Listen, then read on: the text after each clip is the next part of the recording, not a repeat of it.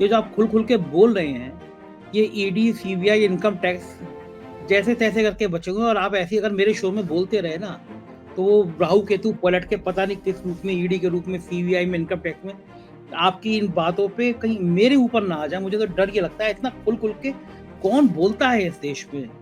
क्या हो गया राजीव जी, आपको डर वर लगता नहीं है?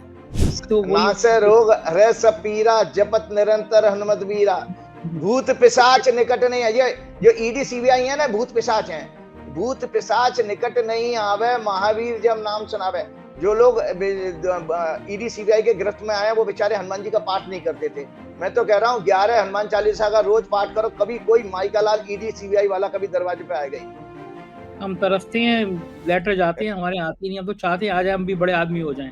जिनके यहाँ जी ईडी और इनकम टैक्स सीबीआई जाते हैं, वो लोग बड़े आदमी हो जाते हैं। अमित शाह ने अपनी एक सभा में राहुल गांधी को राहु केतु की उपाधि दी कि ये तो राहु केतु है। तो मुझे लगा कि आपकी ज्योतिषी की बातें अमित शाह सुन रहे होंगे, तो वो भी ले आए पाठ की राहु केतु हैं। मुझे बताइए कि क्या नेता भी राहु केतु होते हैं? मैं तो गिरह ही जानता था।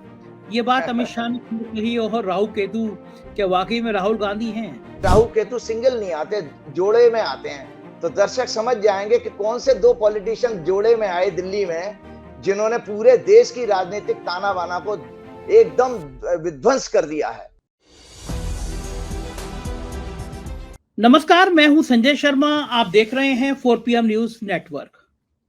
राजस्थान के चुनाव समाप्त हुए। मैं दिन भर कई कई जगह पे घूमता रहा, कई विधानसभाओं में गया, हालचाल लिया। सब लोग पूछ रहे थे कि अब संडे की सुबह राजीव जी आएंगे तो उनसे पूछिएगा। तो ऑफ कोर्स पूछना ही था राजीव जी से कि राजस्थान के वोट पड़ गए, बम्पर वोटिंग हुई, तो क्या नतीजा निकलेगा। तो मैं हर बार जो पहले एक आगाह करता हूं, मैं फिर अपने दर्शकों से अनुरोध करूंगा कि अगर आपको ज्योतिष में यकीन है तो इस वीडियो को देखिए। अगर आप ज्योतिष में यकीन नहीं करते तो इस वीडियो को मत देखिए। मेरा व्यक्तिगत मत ये है, मैं ज्योतिष शास्त्र में यकीन करता हूँ। मेरी जन्म पत्री बहुत अच्छी बनी है। मुझे 8-8 10-10 साल पहले ज्योतिषियों ने जो बताया, उस साल में हूबहू बहू मेरे जीवन में वो घटा। इसलिए मैं ज्योतिष शास्त्र में यकीन करता हूँ। लोग मुझे कुछ लोग क्रिटिसाइज करते हैं, तो मैं उनसे कहना चाहूंगा, सुप्रीम कोर्ट ने भी माना है कि ज्योतिष एक विधा है। सालों से हमारे विश्वविद्यालयों में ज्योतिष पढ़ाया जाता है, ज्योतिष एक विषय है। तो मेरा फिर अनुरोध है कि आपका मन हो तो देखिए ज्योतिष का, ये राजीव जी का आकलन, मन ना हो तो बिल्कुल मत देखिए। इस एपिसोड में राजीव जी ने कांग्रेस की, प्रधानमंत्री नरेंद्र मोदी जी की तो कुछ ज्यादा ही व्याख्या कर दी है। मैंने उनसे कहा भी, आप बेवजह में ईडी सीबीआई अगर नहीं भी आ रही होगी ना, वैसे भी आने वाली है, नहीं भी आ रही होगी, तो आपकी इन बातों को सुन के मुझे आप अपना और नंबर लगवा दोगे। खैर, मैं इन सब चीजों से डरता नहीं हूं। तो खैर, राजीव जी ने इस एपिसोड में बहुत सारी बातें बताई हैं, विस्तार से बताई हैं। चुनाव क्यों इतना जहरीला हुआ, चुनाव क्यों इतना हिंसक हुआ, क्यों अमित शाह ने राहुल गांधी को राहु केतु को, इस तरह की तमाम बातें। एक अनुरोध करना चाहता हूं आप सब दर्शकों से कि हम लोग सत्ता प्रतिष्ठानों से कोई विज्ञापन नहीं लेते, आप ही हमारी ताकत हैं। इस चैनल में ज्वाइन बटन लिखा है, अगर थोड़ी सी मदद करेंगे, ज्वाइन करेंगे चैनल को, तो हमें मजबूती मिलेगी, आपका सहयोग मिलेगा। सब्सक्राइब करिएगा, ज्वाइन जरूर करिएगा। चलते हैं सीधा राजीव जी के पास। राजीव जी, स्वागत है आपका। मैं हूँ राजस्थान में हूँ, पिछले कई दिनों से राजस्थान में घूम रहा हूँ। अभी भी राजस्थान में होटल में बैठा हूँ, लौट के आया हूँ, आज सुबह निकल गया था। और राजस्थान के कई अलग अलग जगह पे वोटिंग स्टेशनों पे गया। तो जो आप कह रहे थे कि बहुत नफरत भरी बात होगी, आपने पिछले कुछ एपिसोड में कहा कि अब ये जो ग्रह नक्षत्र बता रहे हैं, इसमें बहुत नफरत की बात, बहुत अभद्र भाषा। तो वो मैंने देखा राजस्थान के चुनाव में, घूम घूम के प्रधानमंत्री जी ने वो सांप्रदायिक ध्रुवीकरण की कोशिश करी, भारतीय जनता पार्टी के नेताओं ने कोशिश करी। कन्हैयालाल दर्जी की बेरहमी से हत्या हुई थी, और गहलोत सरकार ने एक काम अच्छा किया था, 4 घंटे के अंदर हत्यारे पकड़ लिए थे। और कांग्रेस ने आज पलटवार किया 2 दिन से कि जब हमने हत्यारे पकड़ लिए थे और उन हत्यारों की फोटो भारतीय जनता पार्टी के नेताओं के साथ निकली, तो तुरंत ये मामला एनआईए को दे दिया गया। एनआईए मतलब सेंट्रल गवर्नमेंट के अधीन आने वाली एजेंसी, और सालों हो गए हैं वो मामला ठंडे बस्ते में डाल दिया गया। तो कांग्रेस ने तुरंत पलटवार किया। बल्कि अमित मालवीय ने आज सुबह ट्वीट किया कि कन्हैया लाल के हत्यारों को सही समय है और उसको न्याय मिलना चाहिए। तो लोगों ने उसको ट्रोल किया कि वो तो बिल्कुल सही कह रहे हैं, कन्हैया लाल के जो गुनाहगार हैं उनको दोष मिलना चाहिए, सजा होनी चाहिए। इसका मतलब कांग्रेस को आज फायदा होना चाहिए, क्योंकि हत्यारों को तो आप बचा रहे। इस तरह की तमाम बातें मैंने आज देखी, लेकिन मैंने देखा कि सांप्रदायिक ध्रुवीकरण हुआ नहीं जितना चाह रहे थे लोग। हिंदू मुसलमान में बटे नहीं। मतलब ये राजस्थान की अच्छी तासीर रही। मुझे डर लग रहा था कि कहीं ऐसा ना हो कुछ जिलों में स्थितियां खराब हो जाए, लेकिन हुई नहीं। लेकिन कुछ चीजें बहुत मजेदार हुई, ज्योतिष के हिसाब से मजेदार हुई। अमित शाह ने अपनी एक सभा में राहुल गांधी को राहु केतु की उपाधि दी कि ये तो राहु केतु है। तो मुझे लगा कि आपकी ज्योतिषी की बातें अमित शाह सुन रहे होंगे, तो वो भी ले आए पाठ की राहु केतु हैं। मुझे बताइए कि क्या नेता भी राहु केतु होते हैं? मैं तो नहीं जानता था। ये बात अमित शाह ने कही, और राहु केतु क्या वाकई में राहुल गांधी हैं? और राजस्थान के चुनावी जनसभा में राहु केतु आ गए। तो पूरे घटना को आपकी टिप्पणी में जानना चाहूंगा, ज्योतिषीय आकलन के हिसाब से, कि अमित शाह को कैसे राहु केतु याद आ रहे हैं। जी, ऐसा है ना, वैदिक ज्योतिष के अनुसार हमारे 7 ग्रह पूर्ण ग्रह माने गए हैं। सूर्य, चंद्रमा, बुध, मंगल, बृहस्पति, शुक्र और शनि। 2 छाया ग्रह हैं राहु केतु। तो दर्शकों की जानकारी के लिए, विश्व के समस्त लोगों के लिए बता दूं, राहु केतु का कंसेप्ट आया कहां से। जब समुद्र मंथन हो रहा था, तो समुद्र मंथन में विष भी निकला, बहुत सारे के नाना प्रकार के रत्न निकले, चंद्रमा भी उसी दौरान निकला था और लक्ष्मी जी निकली थी, तो उसमें अमृत निकला और विष निकला था। तो भगवान भोलेनाथ ने उसको विष को पिया और कंठ तक रोक लिया। वो नीलकंठ वाली, वो भी एक हमारी पौराणिक कहानी है। तो जो राहु केतु, तो जो राक्षस एक था, तो उसने वो जो है देवता, तो वहां पर अब अमृत के ऊपर झगड़ा होना शुरू हो गया। तो यहाँ पर भगवान विष्णु ने एक स्त्री का रूप धारण करके देवताओं की एक लाइन लगवाई। उन्होंने कहा, देवताओं की, राक्षसों की लाइन लगवा दी कि मैं अमृत में बांटूंगी। तो उसमें छल से, चोरी छुपे, एक राक्षस जो है देवताओं की लाइन में बैठ गया। उस ये अच्छी है लोगों की इंफॉर्मेशन के लिए कि भाई हमारी जो धार्मिक शास्त्र क्या कहता है, उसके लिए मैं सुना रहा हूं ये कहानी। तो जो उसने जब ये अमृत पी लिया, तो वो अमर हो जाना चाहिए था। तो उसी दौरान चंद्रमा ने उस चीज को देख लिया। तो चंद्रमा ने तुरंत उनको, भगवान विष्णु को जो स्त्री रूप में थे, उनको सूचित किया कि भाई ये राक्षस है। तो उसी दौरान भगवान विष्णु ने सुदर्शन चक्र से उसका सर धड़ से अलग कर दिया। तो इसीलिए अब वो चूंकि अमृत पी चुका था, तो इसीलिए वो अमर हो गया। तो उसका सर अलग है, धड़ अलग है। तो वैदिक ज्योतिष में राहु को सर माना गया है, सर्प का, जैसे सांप का सर मुख होता है ना, और टेल के रूप में केतु को माना गया है। तो ये इनका उद्देश्य क्या है, ये मैं आपको वैदिक ज्योतिष की ये किताब दिखा रहा हूं, उत्तर कालामित्र। इसमें नाना प्रकार के जो है, हाँ, ये ज्योतिष का वो ग्रंथ है जिसमें नाना प्रकार के जो है ग्रहों के सिग्निफिकेंस, जो कारकत्व होते हैं, वो बताए गए हैं। एक एक ग्रह के 100 सिग्निफिकेंस हैं। और इसी तरह एक एक हाउस के, जैसे 12 कुंडली के भाव होते हैं, तो 12 एक एक हाउस के 70 80 100 सिग्निफिकेंस है। तो मैं जल्दी से राहु के 2-4 वो पढ़ देता हूं, सो आपको समझ में आ जाएगा क्या है कि राहु केतु कौन है।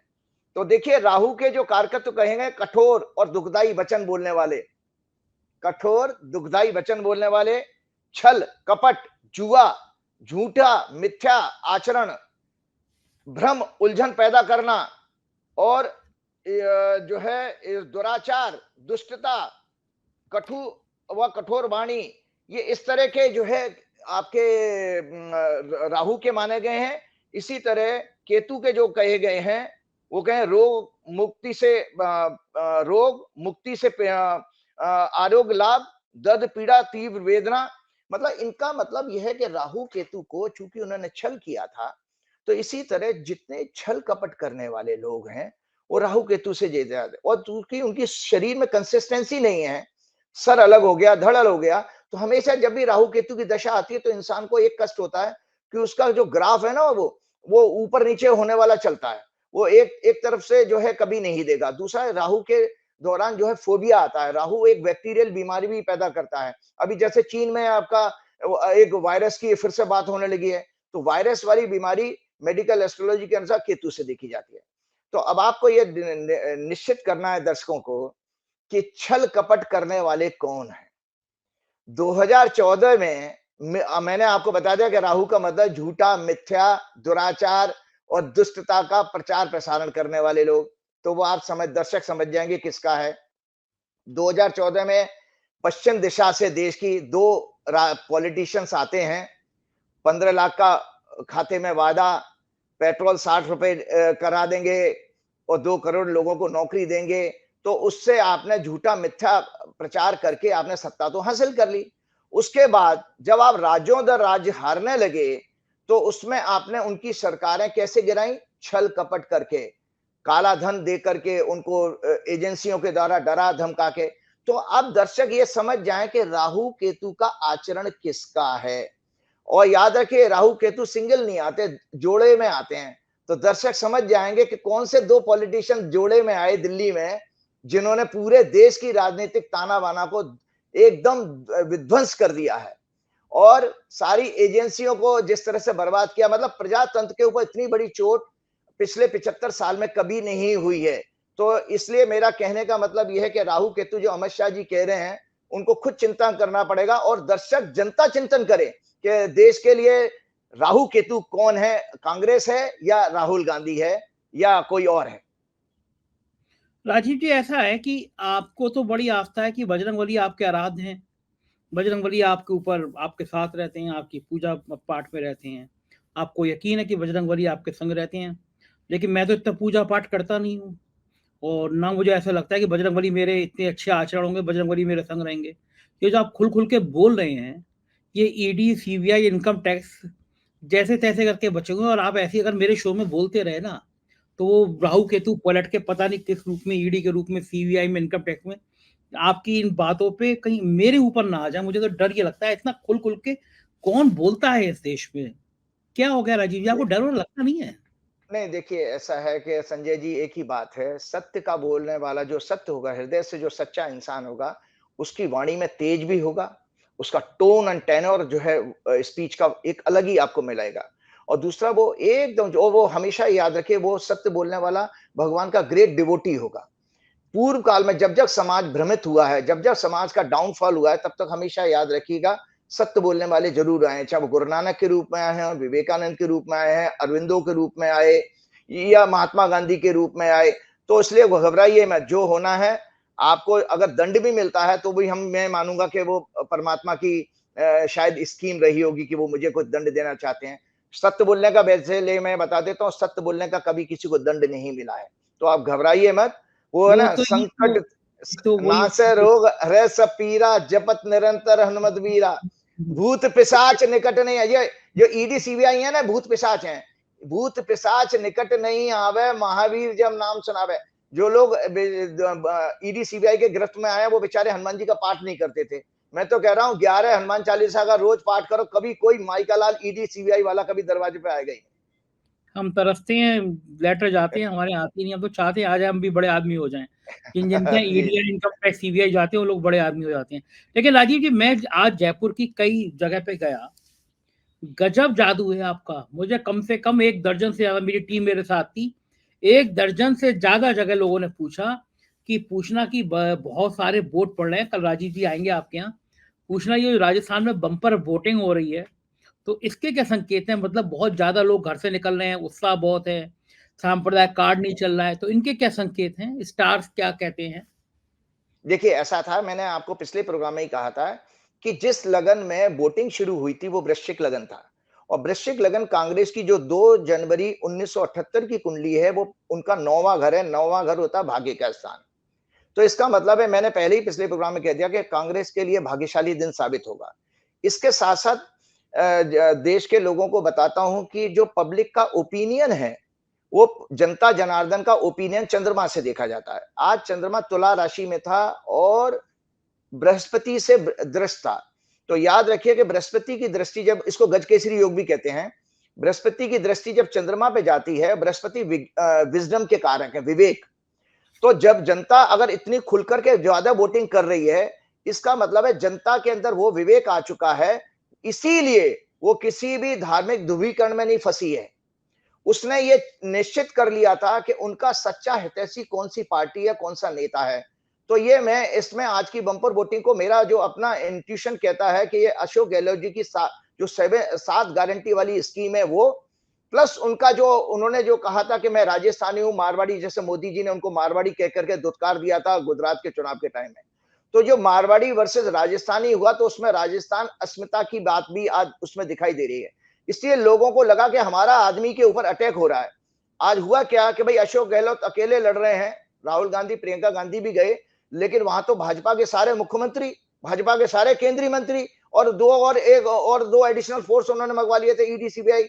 तो इतने सारे अटैक होने के बावजूद भी अगर लोग निकल के आए हैं तो उन्होंने दंडित करना था, क्योंकि चंद्रमा और इसका बृहस्पति का कॉम्बिनेशन होने के कारण ये कांग्रेस के फेवर की मुझे दिखती है कि लोगों को वो राजा पसंद आ रहा है, उसमें उन्होंने दोबारा आस्था दिखाने का निश्चय किया है। ये है मेरा अपनी आकलन। ये तो बड़ा खतरनाक बात बता रहे हैं आप, बिल्कुल भारतीय जनता पार्टी के लिए बिल्कुल दिल में सांप लौट जाएंगे। एक चीज और पूछना चाहूंगा राजीव जी, भारतीय जनता पार्टी के बड़े बड़े नाम उन्होंने 6-7 सांसद उतार दिए थे। आज मैं गया राजवर्धन जी की सीट पर, मिनिस्टर रहे हैं, बहुत तीखे तीखे बयान देते रहे हैं। वहां एक निर्दलीय ने उनके पसीने छुड़ा रखे थे। मतलब मैं जितने लोगों से बात करूं वो सब निर्दलीय के पक्ष में नजर आ रहे थे। शाम होते होते मेरे रिपोर्टर ने बताया कि वहां मुकाबला निर्दलीय बनाम कांग्रेस का हो गया है। राजवर्धन जैसा बड़ा नाम सांसद बेचारा कहाँ मंत्री है। एक जने ने बड़ा बढ़िया कमेंट किया, उसने कहा ये जनता से मिलते नहीं थे, इसलिए ये पहले मंत्री थे, फिर केवल सांसद रह गए। अब सांसद से मोदी जी ने इनको विधायकी लड़ने को भेज दिया। यहाँ भी हारेंगे, कुछ दिनों बाद देखिएगा ये गांव इलाके के पार्षद का चुनाव लड़ते हुए नजर आएंगे, क्योंकि इनका डिमोशन हो रहा है। सांसदों की, बाकी लोगों की भी हालत पतली नजर आई। तो ये कौन सा ग्रह था कि आदमी, एक केंद्रीय मंत्री जल जला, उसका मेंबर ऑफ पार्लियामेंट, वो एमएलए का चुनाव लड़ने आया, वहां भी गले में उसके अटक गई है कि आएगी या नहीं आएगी, ये स्थिति खराब है उसकी। तो ये इन बेचारों के क्या दोष था इनके कि दिल्ली से आके खजूर पे अटके, आसमान से गिरे खजूर पे अटके, ये क्या मामला था? भाई देखिए, ऐसा है कि व्यक्ति कोई भी हो, जो आज जिस पार्टी के टिकट पे जा रहे हैं, ये मैं फिर से दोबारा भाजपा की कुंडली दिखा रहा हूँ। ये भाजपा की कुंडली है। तो मैंने आप लोगों को ये पहले ही बताया था कि भाजपा की जो कुंडली मिथुन लगन की है, उसमें चंद्रमा में, शनि में राहु की दशा चल रही है। वही राहु जो अभी हमने शुरुआत में डिस्कशन में कहा था, छल कपट वाला राहु। तो इसीलिए उनका देखा आपने प्रचार भी कितना घटिया और निम्न स्तर का प्रचार हुआ। वो मैंने अपने पिछले प्रोग्राम में कहा भी था कि भाजपा का प्रचार निम्न स्तर का प्रचार होगा, वो हुआ भी है।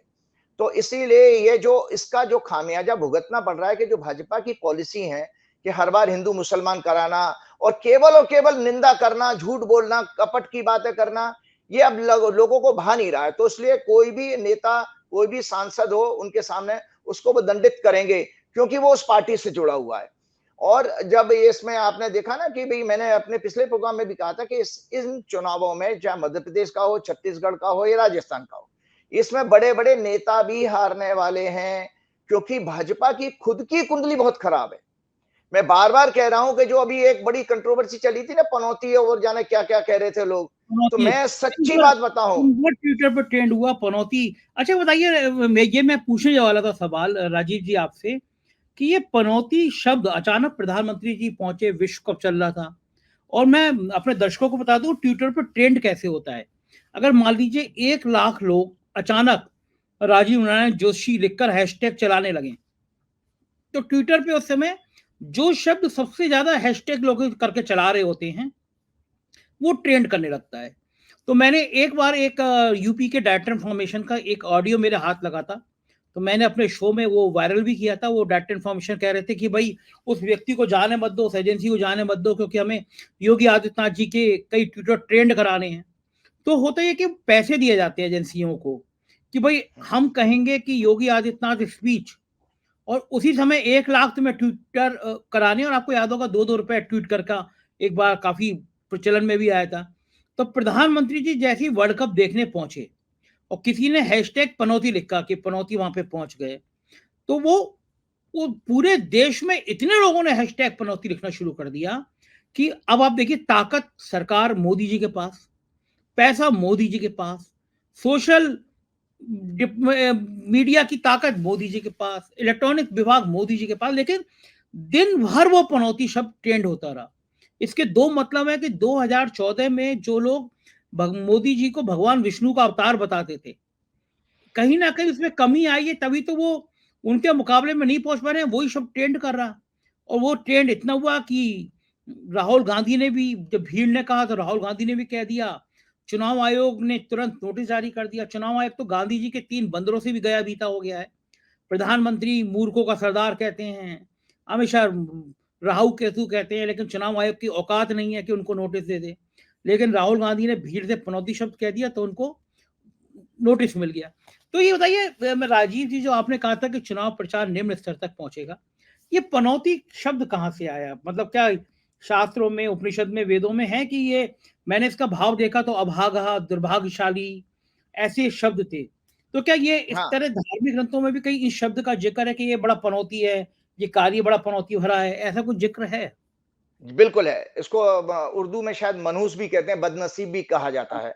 तो याद रखिएगा कि वैसे इसके कई सारे कारण हैं कि जब आप, एक होता है कि इंसान अभागा कब होता है कि जो भी वो प्रयास करे वो बैकफायर हो जाए। प्रयास तो इस ज्योतिष में, कुंडली में तीसरे घर से हमारे प्रयास देखे जाते हैं, एफर्ट्स।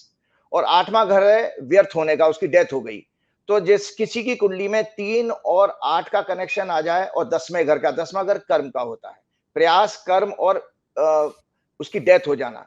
तो ऐसा व्यक्ति के लिए वो पनौती शब्द इस्तेमाल होने के, बेचारा जिस चीज को वो सोने को भी हाथ लगा रहा है तो मिट्टी हो रही है। तो इसी तरह से मैं भाजपा की कुंडली में देखता हूं कि दरअसल मोदी जी नहीं, मोदी जी से ज्यादा जो पनौती है वो दरअसल भाजपा की कुंडली है।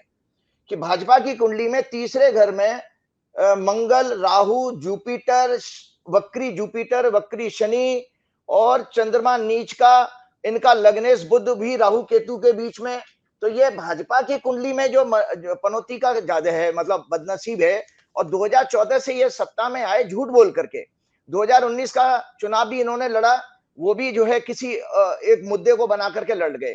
तो 2 कुंडलियां और मैं दिखाना चाहता हूं, दर्शकों को दिखाइए कि ये 2 कुंडलियां हैं जो मोदी जी के दोनों कार्यकाल की शपथ की कुंडलियां हैं। एक मोदी जी ने शपथ ली थी 26 मई 2014 को लगभग 7 बजे के, 6 बज के कुछ मिनट पर। और उसके बाद 30 मई को उन्होंने 7 बज के कुछ मिनट पर शपथ ली 2019 में। तो दोनों कुंडलियों को मेरी प्रेडिक्शन थी। अकेला जोशी पूरे विश्व का मैं हूं जिसमें दोनों ओथ को मैंने एनालाइज किया, सोशल मीडिया पे शेयर भी किया कि भाई इनके कार्यकाल में लोगों को सुख नहीं मिलेगा। तो अब आप ये देखिए, मोदी जी के साथ जो पनौती शब्द इसलिए जुड़ गया कि देखिए, अब और उनके व्यक्तिगत जीवन में भी देखे तो उनकी पत्नी उनके साथ नहीं, शादीशुदा है वो, लेकिन वो डिनाई नहीं कर सकते। तो वो अपनी पत्नी के लिए पनौती हो गए।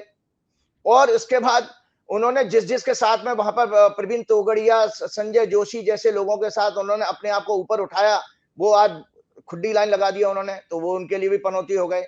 फिर जब वो केंद्र में आए 2014 में, सत्ता में झूठ बोल करके आए, तो देश की जनता के लिए आज 9 साल में, अगर 10वां साल है, जनता आकलन करे तो वही मोदी जी के आने से उसको लाभ क्या हुआ। उसके पास घर में 15 लाख रुपए आए, 2 करोड़ लोगों को नौकरी मिली। तो आम जनता के लिए भी पनौती हो गए आप। तो आप ये पनौती का मतलब है अभागा, कि भाई जो आप वो कह रहे हो वो तो कुछ हुआ नहीं है, ना कर पाए आप अगर भाग्यशाली होते आपके ही चीजें, जैसे मोदी जी ने कभी किसी रैली में कहा था जब पेट्रोल इंटरनेशनल लेवल पर नीचे गिर गया था, देखो मेरा मेरा मैं सौभाग्य है। अरे भाई, अब आप बताइए कि आप तो वायदा करके आए थे 60 रुपए का पेट्रोल करने का, वो तो 100 रुपए पे 10 साल आपने 100 रुपए के हिसाब से लाखों करोड़ रुपए आपने कमा लिए, जनता की जेब से निकल गए। तो इसमें आपको मैं बताता हूं कि भाई जब वो आप केंद्र में आते हो तो भाजपा के लिए वो मुरली मनोहर जोशी और अडवाणी जी के लिए आप पनौती हो गए कि उनको तो बेचारों को घर में बैठा दिया आपने। वो तो मार्गदर्शन मंडल बैठा दिया, वो एक भी मीटिंग नहीं हुई मार्गदर्शन मंडल की।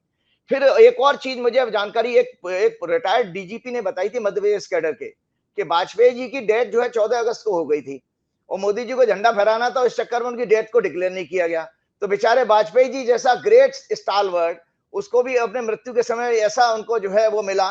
फिर बाद में जो भी कुछ है, इसके साथ मोदी जी जब सत्ता में आते हैं तो 2014 की बात बता रहा हूं, सिर्फ 4 तारीख को या 3 जून को गोपीनाथ मुंडे की डेथ हो गई। मैं व्यक्तिगत रूप से पार्टी दफ्तर में था जब गोपीनाथ मुंडे की डेड बॉडी आई है वहां पर, और राहुल गांधी मेरे सामने जो है उनके ऊपर फ्लावर चढ़ाने के लिए आए थे भाजपा दफ्तर में।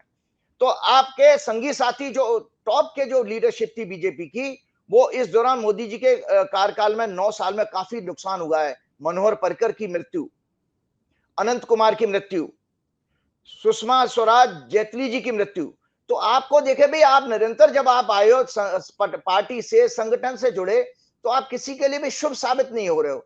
और जहां तक जनता की बात करें, आपको बताऊं कि आप तो बहुत बड़े पत्रकार हैं कि इतिहास का सबसे बड़ा 100 साल का हमारा किसान आंदोलन हुआ, जिसमें 1 साल से लगभग 1 साल लोग किसान वहां बैठे रहे। तो आप इतने सारे 700-800 किसान मर गए, तो आप किसानों के लिए पनौती हैं। विद्यार्थी कोई अपनी डिमांड लेके आते, उन पर लाठी चल जाती है, आप उनके लिए भी पनौती हो गए। फिर उसके बाद आपने स्पोर्ट्समैन के लिए, आप उनको जब वो मेडल जीत के लाते हैं तो घर में आप चाय पिला देते हो, और जब बेचारे वो अपनी मांग लेकर के वो उनके साथ दुराचार हुआ बच्चियों के साथ में, जो महिला पहलवानों के साथ में, तो आपने अपने सांसद को बचाया, लेकिन उन बच्चों से मिलने के लिए कोई भाजपा का नेता उनके साथ संवेदना व्यक्त करने नहीं आया। तो वहां पर भी आप वो बच्चे क्या कहेंगे, आप पनौती हो उनके लिए, आप भाग्यशाली नहीं हो कि उनको आप प्रोटेक्ट ही नहीं कर पाए। तो अब आप जब आप क्रिकेट के स्टेडियम में बैठे, तो आपको एक बात बता देता हूं कि जो मायावती के ने गलती करी, वो मोदी जी कर बैठे हैं। मायावती ने जीते जी अपनी मूर्तियां बनवा ली वो नोएडा में, और पर्स लटका के मूर्ति बनवाई थी पूरे पार्क में। ठीक है जी। भगवान, एक मैं बताता हूं, भगवान हमेशा एक चीज से नफरत करते हैं, वो है मनुष्य का अहंकार। जो वो जीते जी अपनी मूर्ति बनवाने लगे, अपने नाम का प्रसारण करने लगे, तो ईश्वर को लगेगा ईश्वर का दंड निश्चित है आने वाले समय में। तो मोदी जी स्वयं वहां बैठकर मोदी स्टेडियम में मैच देख रहे हैं।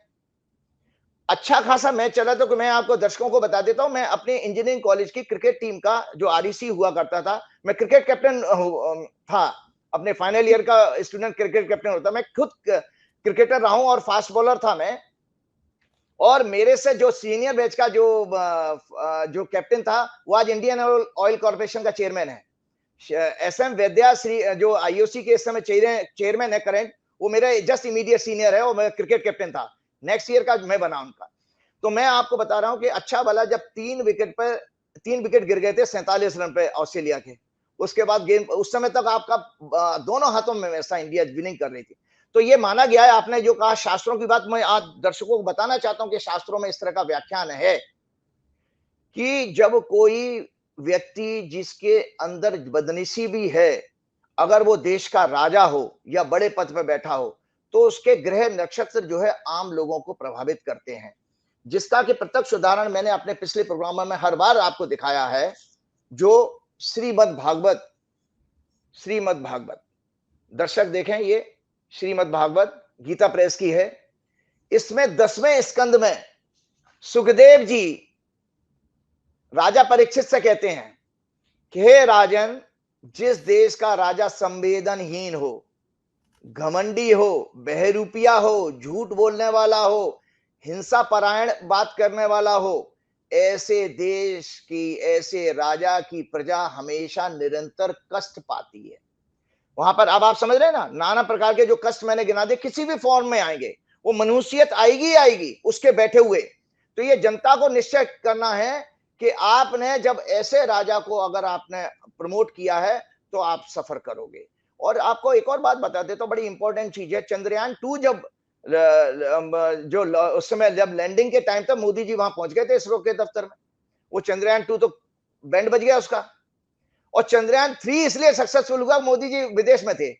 तो ये भी तो आप बात देखिए। और उसके अलावा मोदी जी की आप देखो, मुझे समझ नहीं आता भगवान उनके कौन से सलाहकार हैं। मोदी जी फिर भी जश्न मनाने के लिए विदेश से लौट करके उन्होंने रोड शो किया था बेंगलोर में, जबकि तरीका क्या था, उन वैज्ञानिकों को भाई साहब वहां पर रोड शो में घुमाना चाहिए था, लेकिन मोदी जी का रोड शो करने का क्या लॉजिक था वहां पर। और मोदी जी ने वहां के चीफ मिनिस्टर को भी नहीं बुलाया। तो मेरा जितने भी मैंने उदाहरण बताए हैं आपके, ये पनौती के मैंने पॉइंट्स बना रखे थे।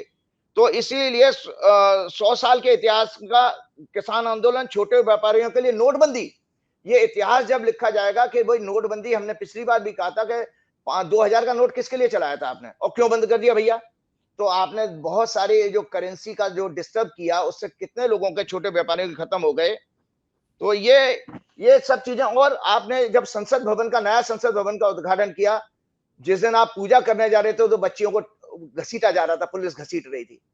उसके बाद जब उद्घाटन करके बैठ गए, तो रेलवे की दुर्घटना घटी, तो ये भी पनौती मानी जाती है, जिसमें 230 लोग मर गए थे। और उसमें भी मोदी जी के आप देखिए स्टाइल, वहां पर Modi ji railway accident site पर पहुंच गए। मैंने खुद देखा था किसी टीवी में कि मोदी जी वहां पर उसका जो पता नहीं क्या वो टेक्निकल चार्ट लेके ऐसे पढ़ रहे जैसे मोदी जी साइंस के बहुत बड़े ग्रेजुएट हैं, जबकि मोदी जी की तो आर्ट साइड की बैकग्राउंड है। तो ये निरंतर मोदी जी हर ट्रेन को झंडा दिखाते थे, वहां पर रेलवे की दुर्घटना घट गई। और आपको बताऊं, राम मंदिर का भी जब इन्होंने शिलान्यास किया था, आप अपने रिकॉर्ड से उठा के देख लीजिएगा, एयर क्रैश हो गया था, प्लेन क्रैश हुआ था उस दौरान। राम मंदिर के शिलान्यास की पूजा कराने के तुरंत बाद वो हुआ था। और याद रखिएगा, हमारे रामचरितमानस में उत्तरकांड में तुलसीदास जी ने लिखा है कि राम राज्य में प्राकृतिक प्रकोप नहीं आते, महामारी नहीं फैलती। तो देखिए, पहले तो वैसे तो विश्व की घटना है, लेकिन वो तो मोदी जी के कार्यकाल में ही कोविड आया था। तो कोविड में जो हाहाकार मचा है, जो ऑक्सीजन की सप्लाई की वजह से और जिस तरह का चरमराया हुआ हमारा हेल्थ सिस्टम था, उसकी वजह से जो मृत्यु हुई, वो भी तो आपके खाते में जाएगी। तो निरंतर आप देखते हैं। और आप एक और, मैंने किसी पॉलिटिशियन को कहा था कि गूगल पे जरा सर्च करके देखें किस भारत के प्रधानमंत्री के कार्यकाल में सबसे ज्यादा प्राकृतिक प्रकोप आए होंगे। तो आप देखिए, मोदी जी के कार्यकाल में सबसे ज्यादा प्राकृतिक प्रकोप आए हैं, क्योंकि उनके कार्यकाल की शुरुआत देखो गोधरा कांड से हुई है। वहां से भी वहां पे भी कितने हजार लोग मर गए थे। और अभी भी आप देखिए, वो बेचारे 41 लोग अभी 2 हफ्ते से फंसे पड़े हैं टनल में। आपकी सारी देश की ताकत लगा दी, ऑस्ट्रेलिया से आपने एक्सपर्ट बुलवा लिया, मशीन बैठ गई है, मशीन काम ही नहीं कर रही है। वो उसके लिए हुआ था कि आपने हिमालय की जियोलॉजी की पूरी अंडरस्टैंडिंग, रिसर्च नहीं करी। और आपने वो जो टनल बना करके 4 धाम यात्रा का रूट जो आप बना रहे थे, उसका नुकसान ये हुआ कि हिमालय के जो पहाड़ है वो कच्चे पहाड़ कहे जाते हैं, जैसा मैं अखबारों में पढ़ता रहता हूँ। तो ये दुर्घटना उसकी वजह से, मतलब ऑस्ट्रेलिया का जो वर्ल्ड का सबसे बड़ा जो टनल एक्सपर्ट है वो आया है, वो भी घबरा गया है। उसको भी सूझ नहीं रहा कैसे इन मजदूरों को निकाला जाए। रोज न्यूज आती है, लेकिन रोज ये आ जाता है कि भाई आज मशीन खराब हो गई, अब पता नहीं। अभी लेटेस्ट मैंने न्यूज पढ़ी कि उसमें अभी पता है अनसर्टेनिटी है, पता नहीं वो कब तक निकलेंगे। तो ये सब जितने भी सब्जेक्ट मैंने बताए, तो पनौती का अर्थ बेसिकली मनुष्य थे। ये एक उपमा है, इसमें किसी को बुरा नहीं मानना चाहिए, कोई गाली नहीं है, किसी के व्यक्तित्व को आप जो है अपमानित नहीं कर रहे हो। ये उपमा कही गई है, जैसे हम कहते हैं भाग्यशाली है या दुर्भाग्यशाली है, ये उपमाएं हैं। इसको अंग्रेजी में सिमिलीज कहते हैं। तो ये इनके लिए चुनाव आयोग में जाना मुझे समझ में नहीं आता कि इसका मतलब है आपके अंदर टॉलरेंस खत्म है, आप सहनशीलता है नहीं, आप तो झूठ बोलते रहोगे। मैंने अभी एक वीडियो सुन रहा था, मोदी जी उसमें कह रहे थे मैंने ऐसा गोली मारी कि कांग्रेस चू चू चू चू करने लगी। वो जो सचिन पायलट और राजेश पायलट का बयान किया, तो उसमें मोदी जी शब्द इस्तेमाल करे, गोली मारी। मेरी जो भाषण की गोली उनको ऐसी लगी कि वो चू चू करने लगी। प्रधानमंत्री के शब्द हो सकते हैं क्या? इतना प्रधानमंत्री चीप वर्ड यूज करेगा अपने विपक्षी लोगों के लिए? तो ये सब विषय, इसलिए मैं आपको देखता हूं कि भाई आप राजीव जी वो भूल गए कि वोट ऐसा दबाना कि कांग्रेस के एक कार्यकर्ता को पूरी कांग्रेस को फांसी लग जाए। तो क्या गजब भाषण था प्रधानमंत्री का। प्रधानमंत्री ना जल्लाद हो गई कि फांसी लगाने की बात कर रहे हैं प्रधानमंत्री। और राजीव जी, एक आज ट्वीट में देख रहा था, कांग्रेस के नेता सुरेंद्र राजपूत ने ट्वीट किया, लिखा, पूरा बेंगलोर गमगीन होकर जब शहीद कैप्टन एमबी प्रांजल को आज अंतिम श्रद्धांजलि दे रहा था, दूसरी तरफ बंगलोर में ही उसी वक्त 20 किलोमीटर की दूरी पर प्रधानमंत्री मोदी हंसते हुए तेजस में उड़ान भर रहे थे, हाथ हिला रहे थे। लोग नाराज हैं, सबका मत है इस इवेंट को प्रधानमंत्री आज टाल सकते थे। मैं ये पूछना चाहूंगा आपसे, आपने कहा था कि जब शुक्र मजबूत होता है तो आदमी को ग्लैमर आता है, वो हवाई जहाज उड़ाता है, वो हवाई जहाज में बैठता है, वो तरह तरह की पोशाक पहनता है, ग्लैमरस कपड़े पहनता है। ये आपने मुझे बताई इसलिए थी कि मेरा शुक्र मजबूत था। तो बताई तो आपने मुझे थी, लेकिन मुझे याद रही। तो आज जो प्रधानमंत्री जी चैनलों ने चलाया कि वो तेजस उड़ा रहे थे, तेजस में घूम रहे थे, तो उसी जगह पे कश्मीर में एक शहीद हुआ नौजवान का, हमारे बहादुर का शव था। लोग कह रहे हैं कि इस तरह की स्टंटबाजी चुनाव के वोटिंग के दिन प्रधानमंत्री हमेशा करते रहे हैं। पहले वो मंदिर में जाते थे, पूजा पाठ करने बैठ जाते थे, आज वो हवाई जहाज उड़ाने पहुंच गए, जैसे टीवी पे वही दिखाई देते रहे। तो मुझसे शुरू, मुझ पर खत्म। तो क्या वाकई में प्रधानमंत्री की जन्म पत्री में कुछ शुक्र की दशा वशा बढ़िया चल रही है, जो इतने ग्लैमरस रूप में नजर आते हैं? देखिए, मैं अपने ज्योतिष के संगी साथियों को कह देता हूं कि मैं 17 सितंबर 1950 की उनकी कुंडली को मानता नहीं हूं, क्योंकि वो मुझे गुजरात के बड़े लोगों ने, जिसमें शंकर सिंह बघेला जी जैसे और बहुत सारे आरएसएस के प्रचारकों ने कहा था इनका जन्म 1950 का नहीं है। तो इसलिए मोदी जी की व्यक्तिगत कुंडली पर मैं कोई चर्चा करता नहीं हूं। लेकिन निश्चित रूप से ये ऐसे योग भोगी व्यक्ति की जो कुंडली होती है, उसमें शुक्र बल्कि पीड़ित होता है। और अगर आपका चंद्रमा भी पीड़ित हो तो आप संवेदनहीन होते हो। मतलब किसी के ऊपर दया करुणा नहीं होगा। अगर सूर पीड़ित हो तो आपकी आत्मा भी खराब होती है। तो कुछ ऐसा ही रहा होगा, मैं उसमें जाता नहीं। लेकिन मैं आपको दर्शकों को और आपको याद दिलाना चाहता हूं कि जब G20 का भी भाजपा के दफ्तर में सेलिब्रेशन हो रहा था, तो आपके आर्मी का एक कर्नल जम्मू कश्मीर में, एक मेजर और एक पुलिस का SHO, 5 लोगों की हत्या हुई थी। कोई भी मतलब आतंकवादियों ने मारा था, और कोई भी जो भाजपा का नेता संवेदना व्यक्त करने नहीं गया। ना मोदी जी ने उस प्रोग्राम को रोका, वहां पर भी मोदी जी ने पार्टी दफ्तर में प्रोग्राम नहीं रोका था। और अभी भी आप देखिए 5 सैनिक अभी मारे गए हैं कल परसों में। उसके बावजूद भी आप मोदी जी अगर ये शो कर रहे हैं, और वहां पे अभी मैं आज पढ़ रहा था कि आगरा में जब वो उसका बेचारे का कैप्टन का बॉडी, उसकी जो गुप्ता था, उसकी मां ने कहा ये बंद करो तमाशा, कि वहां पर ये मीडिया के लोग पहुंच गए, जो नेता लोग भी पहुंच जाते हैं। तो इस तरह से मैंने आपको पहले ही कहा कि जो राजा परीक्षित को सुखदेव जी ने कहा श्रीमद् भागवत में कि जो राजा संवेदनहीन होता है, मतलब जिसके अंदर दया करुणा इमोशंस ना हो, तो कुछ ऐसा व्यक्तित्व लगता है मुझे। भगवान समझ में नहीं आता कि मोदी जी ऐसे क्यों हो गए। इनको तो जो उनकी आयु है 75 साल के हो गए, वो उनको तो धर्म कर्म और राजनीति से संन्यास लेके ईश्वर की आराधना में जाना चाहिए, क्योंकि अब राजनीति उनके वश की बात नहीं रह गई है। वो राजनीति उनको, बल्कि मैं कहता हूं जैसे सुनील गावस्कर ने अपने पीक से जो है रिटायरमेंट लिया था, अच्छा व्यक्ति वही माना जाता है जो अपने पीक से रिटायरमेंट ले। कपिल देव ने भी अपने पीक से रिटायरमेंट लिया था। वाजपेयी जी ने भी जब आखिरी सरकार चलाई थी, उसके बाद वाजपेयी जी का मैंने कहीं संदेश पढ़ा था कि वो राजनीति में एक्टिव राजनीति से संन्यास ले रहे हैं। तो मोदी जी के लिए भी ऐसा ही चीज है, क्योंकि आगे जितने भी पीरियड में रहेंगे, उम्र बढ़ेगी, तो उनसे ये निरंतर गलतियां होंगी और उनका उपहास उड़ता रहेगा, जो कि खराब बात है। राजीव जी, लौटते हैं हम राजस्थान के ऊपर। 3 दिसंबर को कौन सा ग्रह ऐसा होगा, सुबह से मतगणना शुरू होगी 5 राज्यों की, तो 3 दिसंबर को ग्रह नक्षत्र क्या होंगे, किसके पक्ष में होंगे? देखिए, ऐसा था कि मैंने आपको पहले ही कहा था कि जब जिस दिन चुनाव अनाउंस हुआ था, उस दिन भी चंद्रमा कर्क राशि में था। और जब हम देखते हैं कि किस पार्टी के लिए वो कर्क राशि कौन सा हाउस बनती है, उससे एक आकलन मिल जाता है। और चंद्रमा की ये अपनी खुद की राशि है। तो भाजपा कांग्रेस की कुंडली में जो कर्क राशि है, वो त्रिकोण का हाउस बनता है, क्योंकि 12 नंबर है, 12, 1, 2, 3, 4, 5वें घर की राशि बनी। बीजेपी के लिए चंद्र कुंडली से वो 9वां घर बनता है। तो बीजेपी की कुंडली में से ज्यादा चंद्रमा उस दिन कर्क में है, तो बीजेपी के लिए तो न्यूट्रल अवस्था में आता है, 3 नंबर से चौथे नंबर 4 में है। और कांग्रेस के लिए वो राजयोग दिखा रहा है। तो इसलिए मैंने आपको पिछले प्रोग्राम में भी पहले ही बता दिया था कि कांग्रेस के लिए जश्न का दिन होगा। और जश्न का अर्थ ये केवल होता है कि 2 राज्यों में उनकी सरकार थी, तो प्लस जरूर हो रहे हैं, क्योंकि 2 की 2 में बनी तो फिर जश्न नहीं है। तो इसका मतलब है आपका ग्राफ 2 से ऊपर जा रहा है।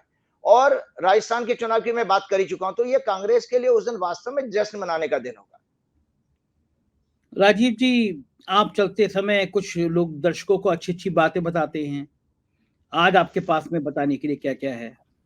देखिए, आज मैंने पिछली बार अपने आपके दर्शकों को जो बताने की कोशिश की थी, कुंडली से, ज्योतिष से, मेडिकल एस्ट्रोलॉजी की किताब दिखाते हुए ये बताया था कि भाई आपकी जो हेल्थ और एनाटॉमी बॉडी कैसे डिफाइन होती है कुंडली से, वो मैंने सारी बताई। आज मैं थोड़ा सा विषय बात करना चाहूंगा डिप्रेशन के ऊपर, जो कि पूरा दुनिया, संसार, इवन अमेरिका तक परेशान है मनोरोग से, डिप्रेशन से। तो मैं एक बहुत अच्छा एग्जाम्पल लेकर के आया हूं, वो मेरे पहले से प्री प्लानिंग थी। आप दर्शक ये देखें, ये संतरा है, ये संतरा है।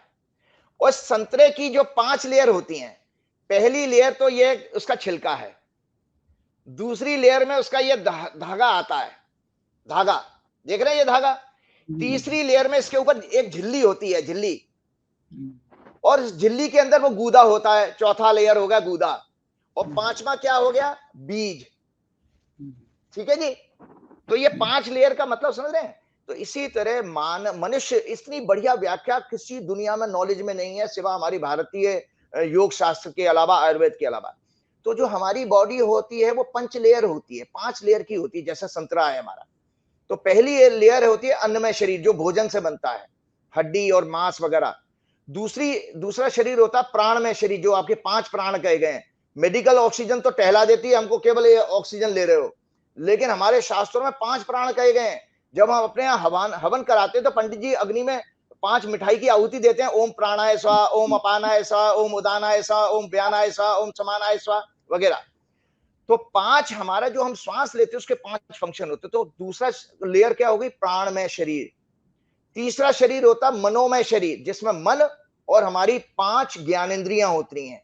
तो 5 ज्ञानेंद्रियां कौन सी हैं? आंख, नाक, मुंह, कान और जिह्वा और त्वचा, स्किन, जो कि वर्ल्डली, ये इसलिए ज्ञानेंद्रियां क्यों कही गई हैं, मैं संजय जी बता देता हूं कि ये संसार से जो भी इंफॉर्मेशन गैदर करती हैं उससे आपके थॉट्स बनते हैं माइंड में।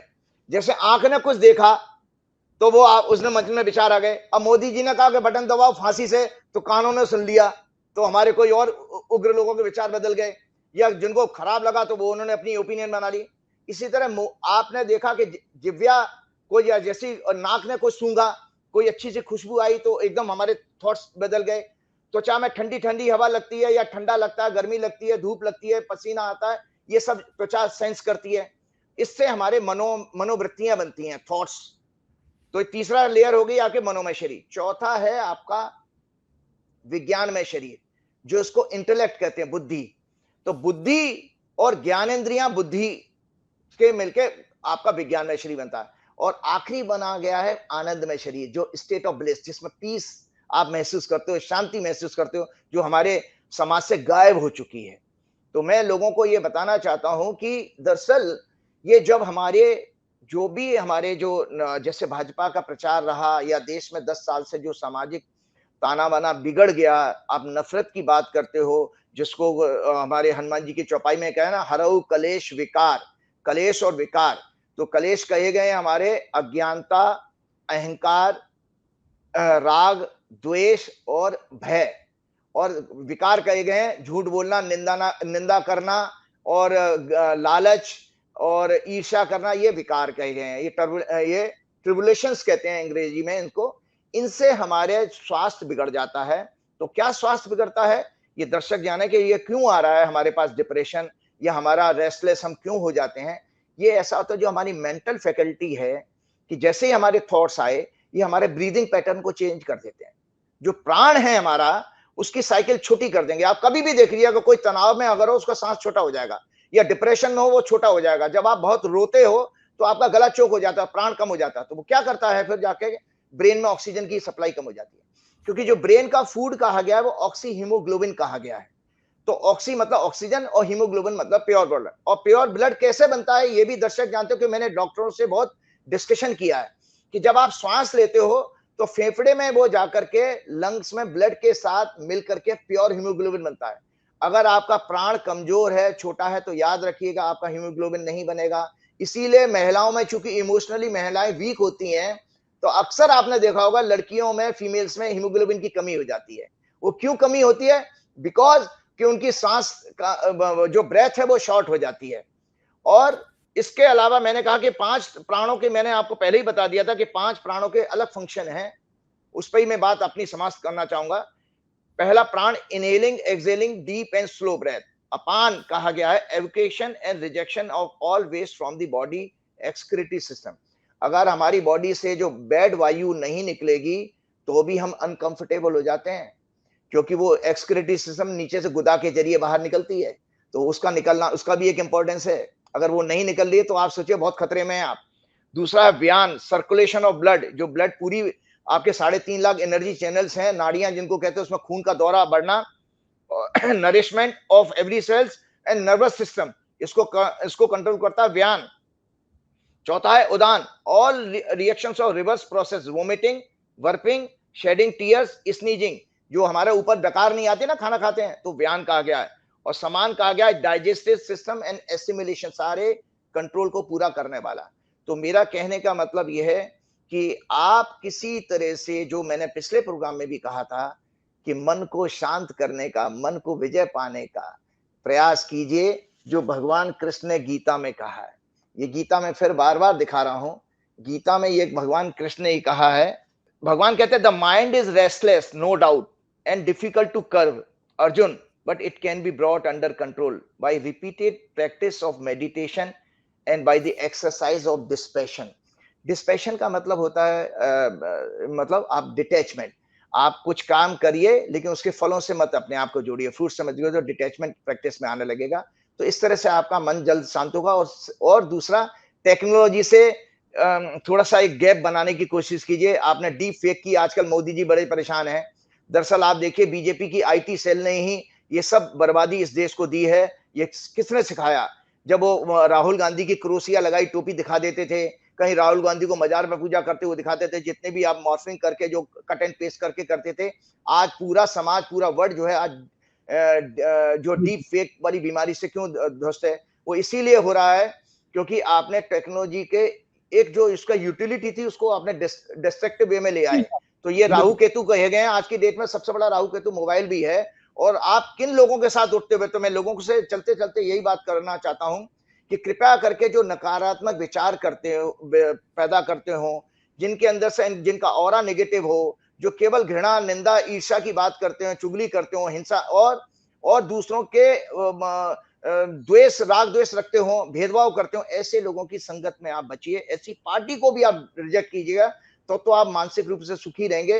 अन्यथा जो 5 लेयर मैंने बताई हैं वो बहुत प्रॉब्लम होगी। चलते चलते हनुमान जी की प्रार्थना के साथ, राम द्वारे तुम रखवारे, होत न आज्ञा पेन पैसारे, सब सुख लहे तुम्हारी सरना, तुम रक्षक काहू को डरना, आपन तेज समारो आपई, तीनों लोग हाँकते कांपे, और भूत पिशाच निकट नहीं आवे, महावीर जब नाम सुने। कोई किसी एजेंसियों से डरने की जरूरत नहीं है। धन्यवाद। जय श्री राम। बहुत बहुत शुक्रिया, बहुत बहुत शुक्रिया राजीव जी, आपने समय दिया।